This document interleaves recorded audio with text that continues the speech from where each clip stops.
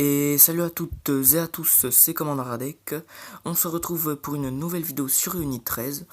Donc dans cette vidéo, je vais vous expliquer comment tuer plus facilement les cibles prioritaires. Donc qu'est-ce qu'une cible prioritaire? C'est une personne ultra importante dans le groupe fictif du jeu. Et du coup, pour le déroulement de la mission, vous commencez dans une map aléatoire, définie par chaque cible prioritaire. Et vous devez venir à bout de ces cibles. Elles seront armées et auront beaucoup de vie. Et pour y venir à bout, vous avez un chemin prédestiné. Et dedans, il y a beaucoup d'ennemis que vous devez tuer.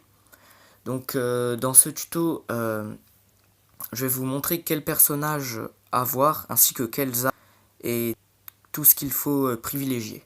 Donc on va choisir une cible prioritaire normale. Voilà. Accepter. Donc voilà, nous sommes aux agents. Donc moi, ce que je vais vous recommander, c'est un agent avec beaucoup de santé. Puisque sinon, si vous avez un agent avec peu de vie, vous avez beaucoup plus de chances de mourir. Donc moi, je privilégierai la santé à fond ou à moitié. Donc je vais vous dire quel soldat prendre. Alors, tout d'abord, le soldat de pointe. Ensuite, le technicien. Le commando. Et enfin, l'artilleur. Donc parmi ces 4 personnes, vous pouvez faire votre choix. Espion et tireur d'élite, je ne vous les conseille pas. Donc moi, je vais prendre l'artilleur. Donc ensuite, une fois que vous avez pris l'artilleur, chose que je conseille le plus, vous avez plusieurs types d'armes, voilà. Vous avez ces 3 armes, donc l'Ultimax, la MK43 et la Melee. Donc entre ces 3 armes, même s'il y en a d'autres encore, je vais vous dire de choisir entre ces 3 armes.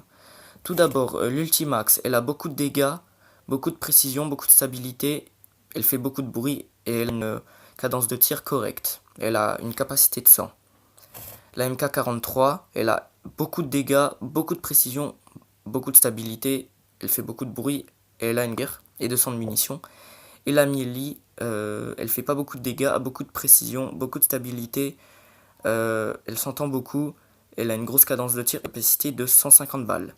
Moi, je vais vous dire de choisir la MK43 car elle aussi entre les dégâts, la précision et la capacité des balles. Même si elle a une faible cadence de tir, elle tire énormément de balles. Donc vous rechargez presque jamais. De plus, elle fait énormément de dégâts. Ensuite, en lunettes, je vais vous dire de choisir la lunette à cog puisque voilà, c'est la plus précise, c'est la plus maniable puisque le viseur réflexe est pour moi plus conçu pour les fusils à pompe. Ne faites pas ça aussi. Et donc voilà, la lunette à cog, c'est celle que je préfère. Ensuite, vous avez le choix entre le frein de bouche de Python, le frein de bouche normal, le silencieux moyen et rien. Donc moi, je vais vous dire de prendre le frein de bouche de Python, puisqu'il fait quand même 1 de précision de plus. Il affiche 1 de précision de plus, ce qui n'est quand même pas rien. Ensuite, en grenade, je vais vous dire de choisir la charge PE4, puisque contrairement aux autres, elle s'active à distance. Même si vous n'en avez que 2, si vous prenez d'autres personnages que le technicien, c'est déjà ça. Et comme je le répète, elle s'active à distance. Elle fait beaucoup de dégâts et elle a une grosse portée d'explosion. Les autres grenades et mines, je ne vous les conseille pas. Donc voilà, vous avez votre arsenal prêt. Et normalement, vous êtes prêt à pouvoir venir à bout des cibles prioritaires. Je ne vous dis pas que ça marche à 100%, ça c'est sûr. Vous pouvez quand même mourir avec, mais ça vous facilite grandement les chances de pouvoir tuer ces cibles prioritaires et de tuer toutes les cibles prioritaires aussi. Voilà, c'était un petit tutoriel. Merci d'avoir regardé. N'hésitez pas à vous abonner, à commenter, à partager et à liker. Et n'hésitez pas à rejoindre mon Discord. Salut!